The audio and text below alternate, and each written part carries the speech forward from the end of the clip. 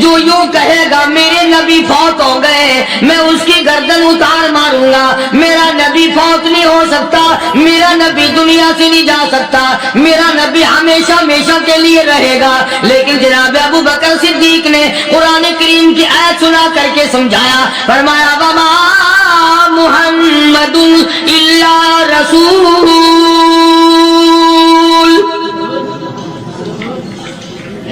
قد خلت من قبلہ الرسل. ہر نبی آئے رخصت ہو گئے, ہر نبی آئے رخصت ہو گئے. دنیا نہ پائیدار جگہ ہے, عارضی زندگی, مستعار زندگی, نہ پائیدار زندگی, فانی زندگی ہر کوئی لے کے آتا ہے, جب جانے لگتا ہے تو پتہ بھی نہیں چلتا. اس لیے مجذوب کہتا کہ سونے چاندی کی چمک بس دیکھنے کی بات ہے, سونے چاندی کی چمک بس دیکھنے کی بات ہے, اور 4 دن کی چاندنی پھر اندھیری رات ہے, قبر میں ہمیشہ اندھیرا رہے گا.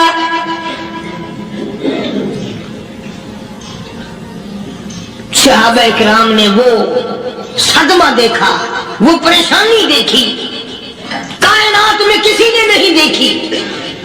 کسی نے بیوی کے مرنے کا صدمہ اٹھایا ہوگا, کسی نے جوان بیٹے کی موت کا صدمہ دیکھا ہوگا, کسی نے امی کے مرنے کا صدمہ دیکھا ہوگا, کسی نے ابا کے مرنے کا صدمہ دیکھا ہوگا. خدا کی قسم بلال سے جا کے پوچھو جب کالی کملی والے کا تجھے دیدار نہ ملا تیرا کیا حال بنا.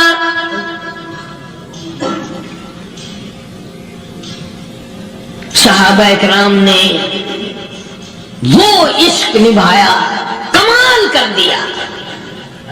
بڑے سے بڑی مصیبت آئی, اسلام کا سودا نہیں, ایمان کا سودا نہیں, دنیا کی طرف آئے ہی نہیں.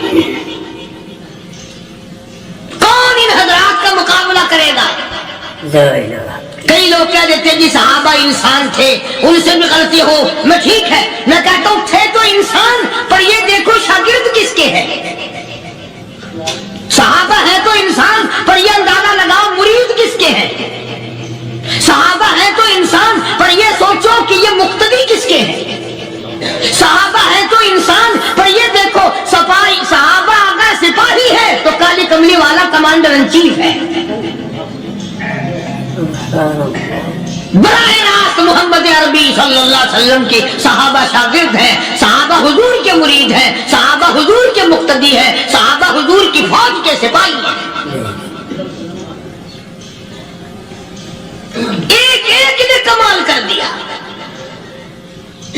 جناب ابو بکر صدیق رضی اللہ تعالیٰ عنہ فرماتے ہیں میں اچانک محلے میں جا نکلا. ابو بکر کہتا میری یہ عادت تھی, شروع پہ جو اسلام آیا مکے میں, چودھری مارتے ہیں, رئیس مارتے ہیں, سردار مارتے ہیں, کمزوروں کو مارتے ہیں. جو کلمہ پڑھتا تھا پہاڑ ٹوٹ جاتے تھے. پیر پکڑ کر مکی کی گلیوں میں گھسیٹا جاتا تھا, چمڑا ادھر جاتا تھا. آج یہ بات کرنا بڑا آسان ہے. تبلیغی ساتھی سفر کرتے ہیں, تکلیف اٹھاتے ہیں, اگر جی جاؤ کافروں کو کلمہ سکھا کے آؤ, اور کلمہ تو تیرے پلے نہیں تو کافروں کو تو پھر پہنچائیں گے نا. 80 سال کی عمر ہے, کلمہ صحیح نہیں آتا. قبر بالکل سر پہ ہے, موت سر پہ ہے, قبر سامنے ہے, پھر بھی کلمہ نہیں آتا. اور میں تو کئی مرتبہ کہا کرتا ہوں کہ یہ بھی فکر کیا کرو کہ اس نبی کی ذات پر تم درود پاک پڑھتے ہو صلی اللہ علیہ وسلم, جس کی ذات پہ خود خدا درود بھیجتا ہے, فرشتے بھیجتے ہیں. ہزاروں بار مجھ کو عنبر سے منہ دھو کر کے اگر درود پڑھو تو ڈرنا چاہیے بے ادبی نہ ہو جائے. تو غلط ہو درود پڑھتا ہے نبی کی ذات پہ,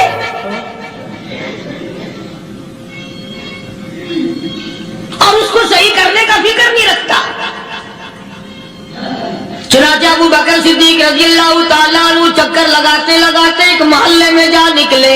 وہاں جا کے دیکھا ایک نوجوان ہے, غریب صحابی, نادار صحابی, مفلس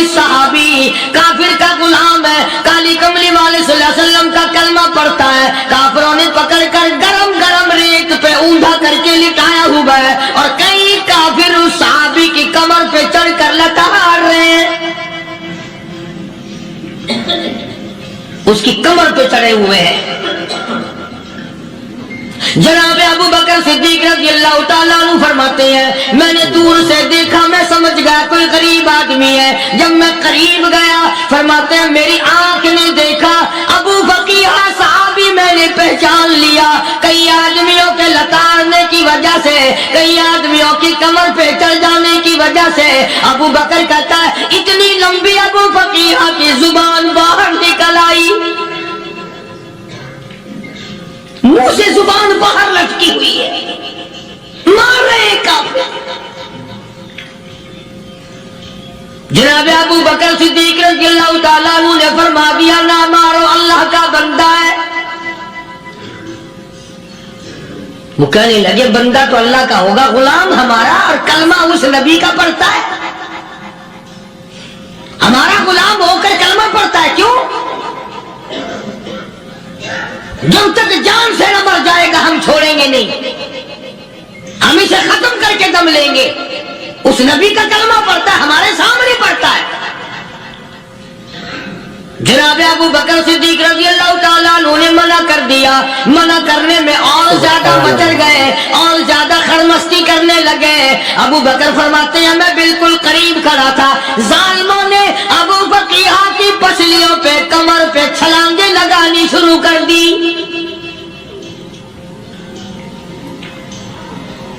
جناب صدیق اکبر رضی اللہ تعالیٰ عنہ فرماتے ہیں میں بالکل قریب کھڑا تھا جب انہوں نے چھلانگیں لگائیں صحابی بے نوا اور مفلس غریب صحابی کی کمر پہ. اچانک میرے کانوں میں کڑاک کڑاک کر کے پسلیاں ٹوٹنے کی آواز آنے لگی.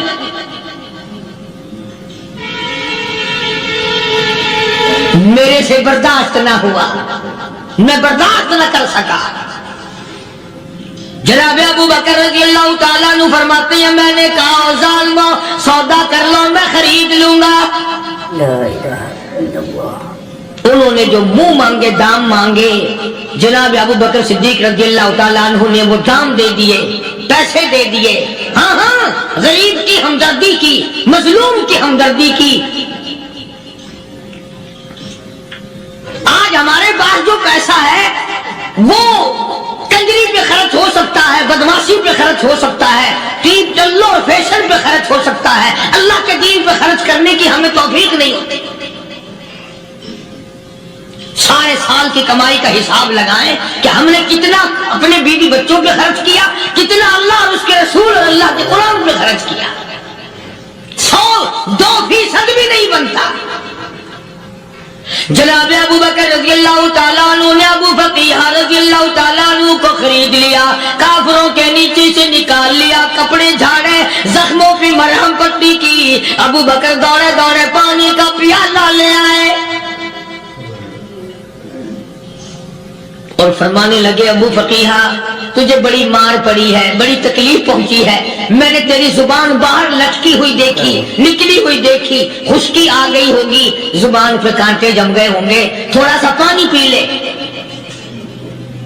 ابو فقیہ کہتا ابو بکر تیرے احسان کا بدلہ خدا دے گا, تیری مہربانیوں کا بدلہ خدا دے گا. میں نہیں دے سکتا, تو نے پیسے خرچ کر کے مجھے آزاد کرایا, میں تجھے دعا دے سکتا ہوں. میں غریب ہوں, میں نادار ہوں, میں مفلس ہوں, میں مسکین ہوں. اور ابو بکر تنگ نہ کر, میں پانی پی نہیں سکتا. کیا بات ہے, کیوں پانی نہیں پی سکتا؟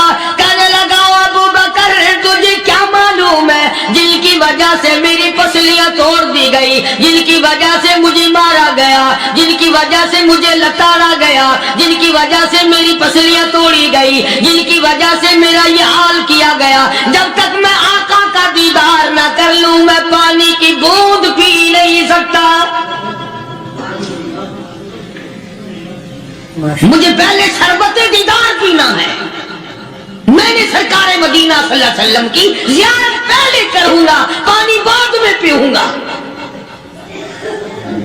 اور ابو بکر फकीहा तुझे तो बड़ी सख्त मार पड़ी है, तुझे तो बड़ी तकलीफ पहुंचाई गई है, मैं तुझे हुजूर के दरबार में लेके चलूंगा, तू पानी तो पी ले। कहता कोई मजनू बताता है, कोई कहता है दीवाना, कोई मजनू बताता है, कोई कहता है दीवाना, ये तो मर्ज़े इश्क अहमद का हुआ बीमार मैं भी हूँ। अबू बकर तुझे क्या मालूम है, मुझे इश्क लगा हुआ है, मुझे सोचो गुदाग लगी हुई है, मैं अपने दिल में किसी को बसाए बैठा हूँ, जब तक उस आका का दीदार न कर लूं मुझे चैन नहीं आएगा।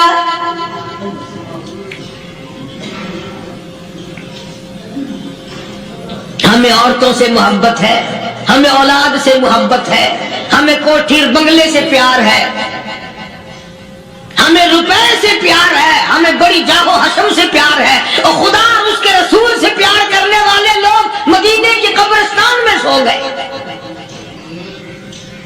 कुरान से प्यार करने वाले लोग हुजूर के दरबारी लोग वहीं सो गए।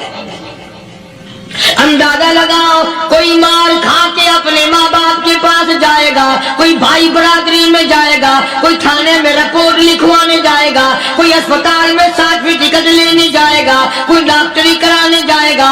अबू फकीहा तुम कितने खुश नसीब हो, इमामुल अंबिया के दरबार में चले हो।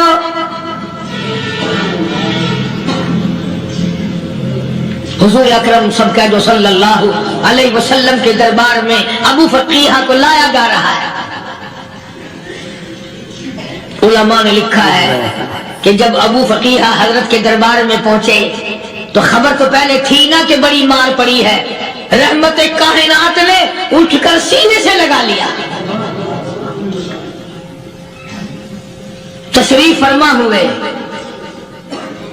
फरमाया अबू फकीहा जी हुजूर मैंने सुना है तूने पानी नहीं पिया, इतनी मार पड़ी तेरी पसलियां तोड़ दी गई, तेरी कमर पे छलांगे लगाई गई, तुझे गरम गरम लेट पे लिटाया गया, तेरी जुबान बाहर निकल आई और मैंने सुना है तूने पानी नहीं पिया। कहता है आका हाँ नहीं पिया। फरमाया क्यों नहीं पिया? कहता है आका मैं उस वक्त पानी पीता मेरे मुंह में सिर्फ पानी जाता, अब पीऊंगा हाथ तेरा होगा मुंह मेरा होगा, पानी मेरे मुंह में जाएगा, मुझे हौज़े कौसर का मजा यही आ जाएगा, मुझे लुत्फ आएगा मोहम्मद अरबी सल्लल्लाहु अलैहि वसल्लम के हाथ से पानी पीने का। उलमा ने लिखा है कि हजरत ने जब अपने रहमत वाले हाथ से वो उंगली चांद को इशारा किया, जिगर फटकर टुकड़े हो गए, वो उंगली इशारा किया सूरज वापस हो गया, वो उंगली दरख्त अपनी जड़ें छोड़कर पैगंबर के कदमों में आ गए, वो उंगली दिल में कंकर पहाड़ के लिए तो कलमा पढ़ना शुरू कर दिया, वो उंगली ऊंट की तरफ की तो बोल पड़ा, वो उंगली चिड़िया सामने आई तो उन्होंने शिकायत कर दी, वो उंगली जिनको देख करके बैतुल्लाह हो गया।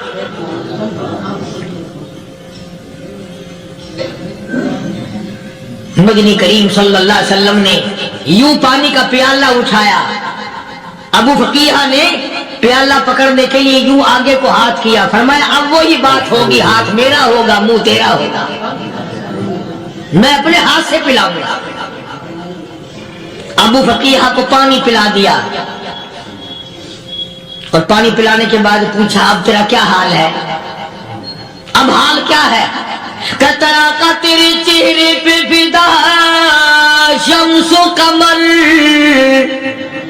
तेरे चेहरे पे फिदा शम्सो कमर, तेरी जुल्फों पे तसद्दुक शाम सहर,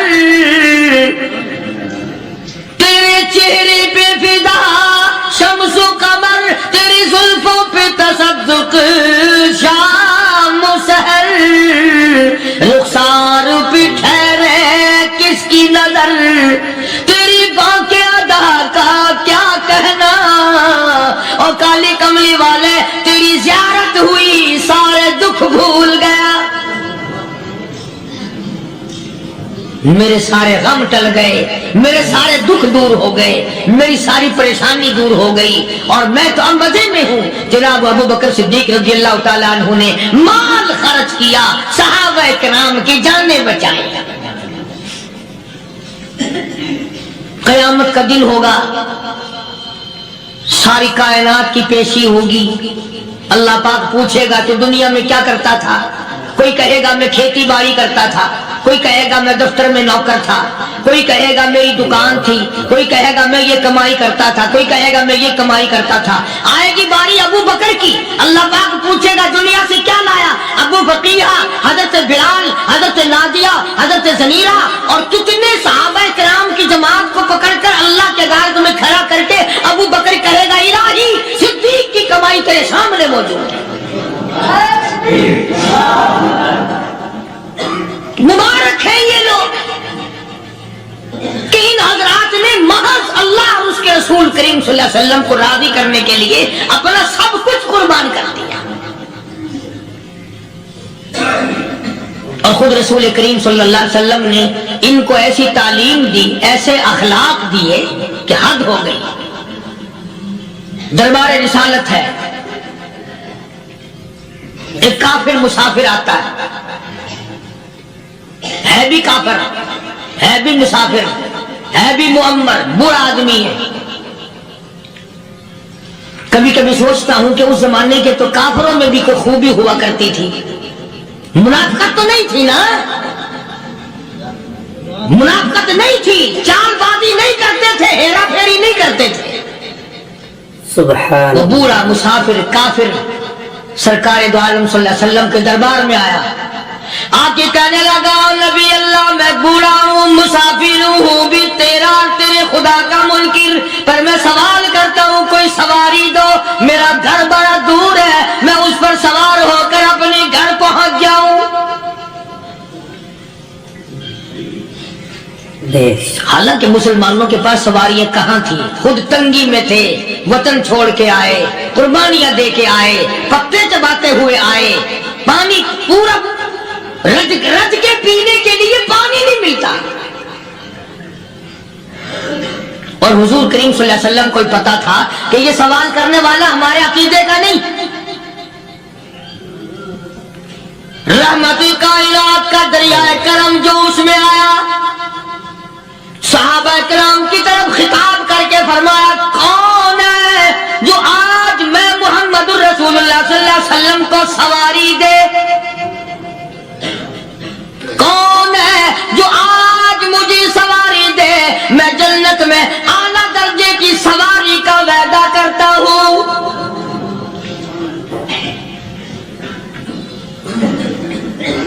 حضرت عبادہ بن ثابت رضی اللہ تعالیٰ عنہ صحابے اٹھے اور اپنی ڈاچی، اپنی اونٹنی حضور کے ہاتھ میں پکڑا دی، اور حضور نے اس مسافر کو دے دی کہ لے بھائی سواری تجھے مل گئی۔ اب وہ مسافر جو تھا بوڑھا، وہ کہنے لگا جی میرے پاس کپڑا بھی نہیں ہے، اب تم جیسا اگر کوئی سیٹ ہوتا نا آنکھیں نکالتا کہ ہم نے تیرے لیے یہاں کو ٹیکسٹائل مل چلا رکھے، سواری مل گئی تو اور آگے کو چل گیا، راستہ پکڑا پڑا جا۔ خدا جانے دھکے دیتے، خدا جانے مکے مارتے، خدا جانے کتنی باتیں بناتے۔ امام الانبیاء محبوب کبریا حضرت محمد مصطفیٰ صلی اللہ تعالی علیہ وسلم پھر کھڑے ہو گئے، صحابہ کرام کو خطاب کر کے فرمایا کون ہے جو آج مجھے کپڑا دے، کل میں جنت میں اعلیٰ درجے کی پوشاک اور لباس جوڑوں کا وعدہ کرتا ہوں۔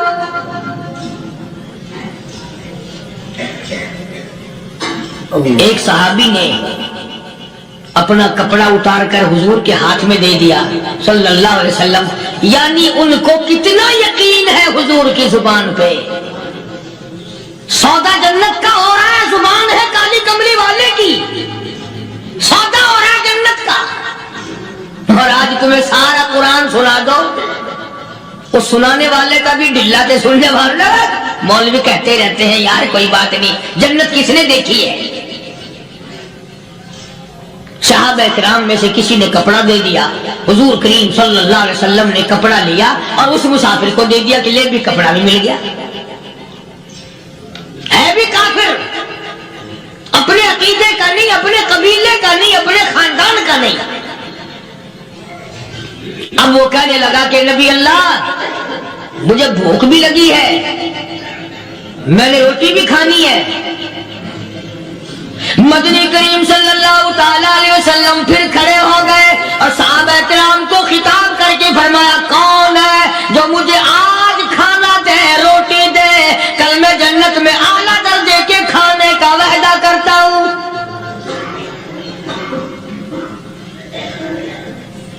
اس سوال کا جواب پورے مجمع میں سے نہ ملا۔ یوں لکھا علماء نے 300 صحابہ کا مجمع بیٹھا ہوا تھا۔ فاقہ ہو 300 صحابہ کا بھی فاقہ، کالی کملی والے کا بھی فاقہ۔ 3 دن سے کچھ نہیں کھایا، کچھ نہیں ملا، کوئی جواب نہ ملا۔ صحابہ کرام کی جماعت خاموش رہ گئی۔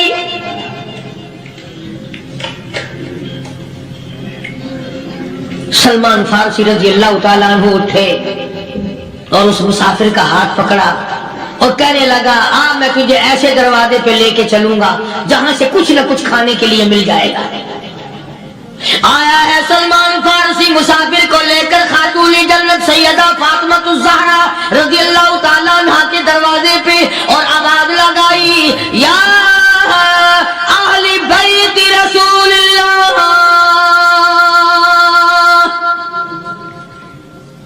انطعموا فی سبیل اللہ۔ او نبی کی لگتے جگر، نبی کی نوری نظر اور نبی کے جگر کے ٹکڑے اور کالی کملی والے کی بیٹی، اے فاطمہ ایک آدمی بھوکا ہے، کھانا کھلانا ہے، اس کے لیے کھانا بھیجو۔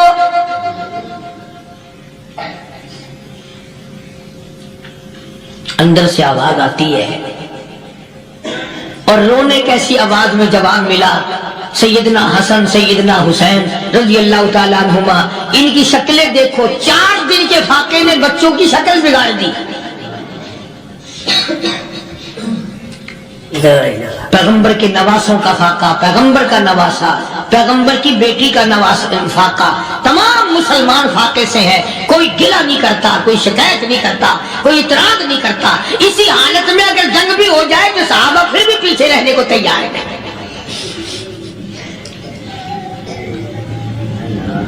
جب اندر سے یہ جواب ملا کہ تمہارا تو 3 دن کا فاقہ ہے، فاطمہ کہتی ہے میرا اور میرے بچوں کا 4 دن کا فاقہ ہے، تو سلمان فارسی اس مسافر کو لے کے واپس ہونے لگا۔ اندر سے آواز آتی ہے، خالی نہ جاؤ، میرے سر کی چادر لے جاؤ، یہ لے جا کر یہودی کے پاس گروی رکھ دو، گلا رکھ دو، غلہ لے آؤ، میں پیس پکا کے کھلا کے بھیجوں گی۔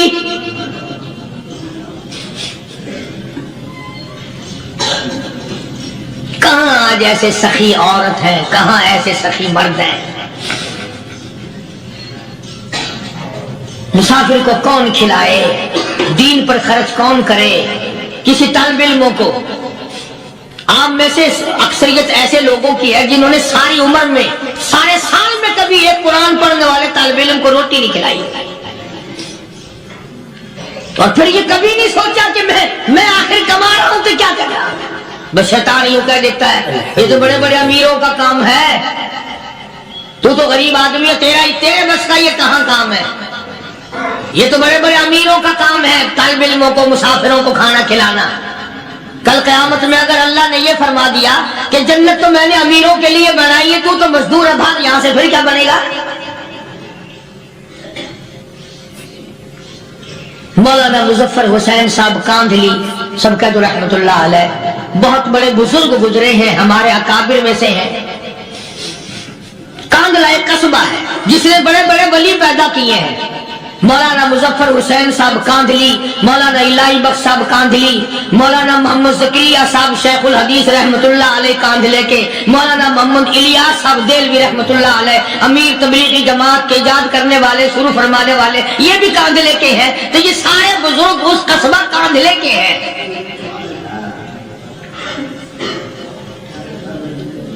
تو مولانا مظفر حسین پانی پت سے پیدل چل دیے اپنے کاندھلے کرانے کی طرف۔ راستے میں ایک بستی آئی، شام ہو گئی تو حضرت نے وہیں قیام کر لیا، ٹھہر گئے، عصر کی نماز پڑھی، مغرب کی نماز پڑھی، مسجد میں صفائی کی، اذان دی، کوئی ایک آدھ آدمی آیا تو جماعت کر لی۔ وہ جو آدمی آیا اس نے پوچھا مولانا آپ مسافر ہیں کہ جی ہاں، کہ رات کو یہی رہو گے کہ جی حضور۔ وہ آدمی 3 روٹیاں لے کر آیا اور مولانا نے وہ تینوں روٹیاں کھا لی اور سو گئے۔ تو مولانا فرماتے ہیں کہ مجھے اس رات میں حضور اکرم صلی اللہ علیہ وسلم کا 3 مرتبہ دیدار مل گیا،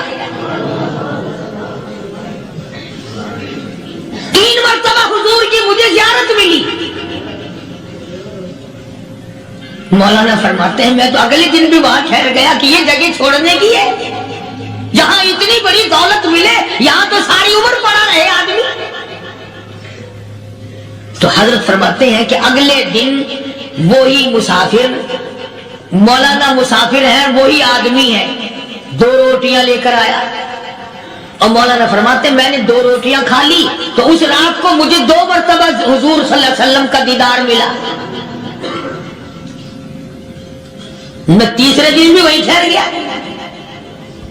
تیسرے دن شام کو وہی آدمی 1 روٹی لے کر آیا اور میں نے وہ روٹی کھا لی تو اس رات کو حضور کریم صلی اللہ علیہ وسلم کی 1 مرتبہ زیارت ہوئی، 1 مرتبہ دیدار ملا۔ تو مولانا فرماتے ہیں میری سمجھ میں یہ بات بیٹھ گئی کہ یہ نہ تو جگہ کی برکت نہ بستی کی برکت، یہ تو اس کی روٹیوں کی برکت ہے۔ 3 کھائی تو 3 مرتبہ دیدار ہوا، 2 کھائی تو 2 مرتبہ دیدار ہوا، 1 کھائی تو 1 مرتبہ، یہ تو اس کی روٹی کی کرامت ہے۔ تو وہی آدمی جو روٹی لانے والا تھا وہ کہنے لگا مولانا کل آپ تشریف لے جائیں، یہاں نہ ٹھہرنا۔ تو حضرت فرماتے ہیں میں نے کہا کیوں بھائی، مجھے تو ایسی دولت مل رہی ہے میں یہی پڑھا رہا ہوں۔ وہ کہنے لگا اللہ والے آپ کو پتہ نہیں پرسوں میں مزدوری کر کے اتنا ہی آٹا لایا تھا کہ 3 روٹیاں بنی، اتنا ہی آٹا بنا تھا، 3 روٹیاں بنی، میں اپنے نام کی روٹی اٹھا کے چل دیا۔ میری بیوی نے پوچھا کہاں، میں نے بتایا مسجد میں ایک اللہ والا مسافر ہے۔ وہ کہنے لگی میں بھی فاقہ کر لوں گی، میرے نام کی روٹی بھی اس مسافر کے لیے لے جا۔ کہتا میں نے دونوں اٹھا لی، تیسری روٹی ایک بچہ ہمارا اس کے لیے چھوڑ دی۔ وہ بچہ کہنے لگا اچھا ماں باپ جنت میں جائیں، بیٹا کدھر رہے گا، میں بھی فاقہ کروں گا، میرے نام کی بھی لے جا۔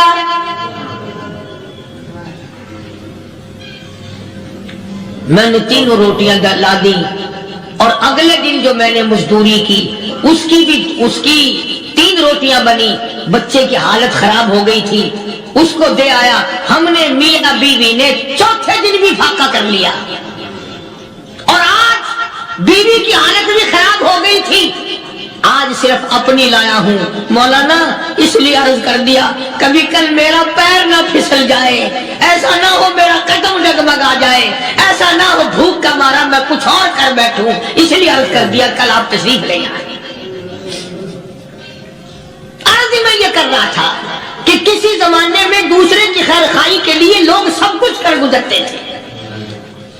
حضرت محمد رسول اللہ صلی اللہ تعالی علیہ وسلم کے پاس جنگ بدر کے قیدی آئے تھے، کافر، اسلام کے دشمن، دین کے دشمن، قرآن کے دشمن، ایمان کے دشمن، مگر صحابہ کرام کو فرمایا یہ میرے مہمان ہیں، حضور نے فرما دیا صلی اللہ علیہ وسلم۔ ایک صحابی جو ایک مہمان کو لے گیا، حضور کے مہمان کو، تھے جنگی قیدی۔ علماء کرام نے لکھا صحابی کے گھر میں کھانا تھوڑا تھا، اس کافر کو تو کھانا دے دیا،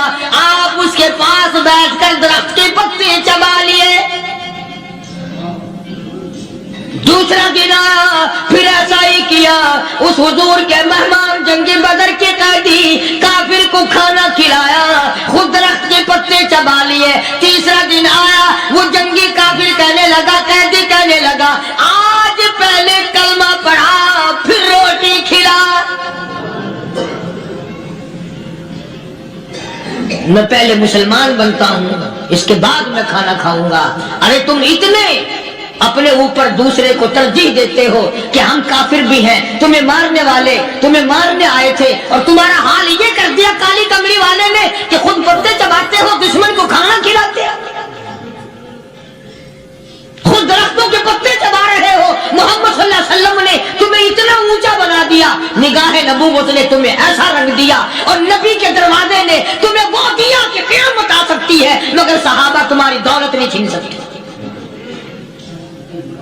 اللہ تو فاطمہ الزہرا رضی اللہ تعالی عنہا نے سر کی چادر اتار کر دے دی سلمان فارسی کو کہ یہ لے جا، یہودی کے پاس جا کے گروی رکھ دے، دانا غلہ لے آ، میں پیش پکا کے کھلا کے بھیجوں۔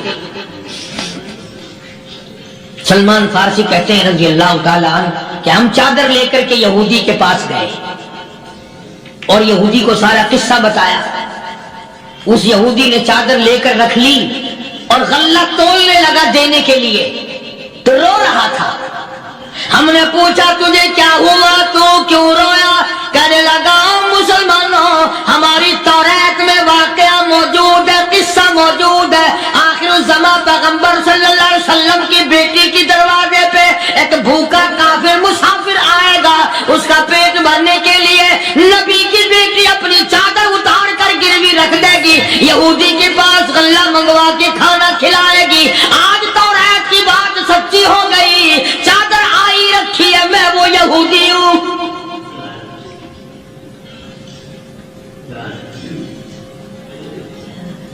اور غلہ تول کر دے دیا۔ سلمان فارسی کہتے ہیں یہودی میرے ساتھ ساتھ چل دیا۔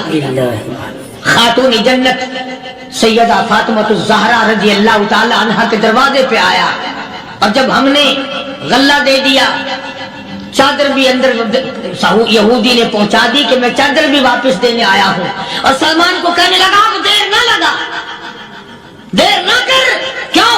میری توریت نے تصدیق کر دی کہ یہ نبی برحق ہے، اب ایسا نہ ہو میرا دم نکل جائے، میں کفر پہ مر جاؤں، جلدی کر، مجھے سرکار کے دربار میں لے چل، میں مسلمان بنتا ہوں۔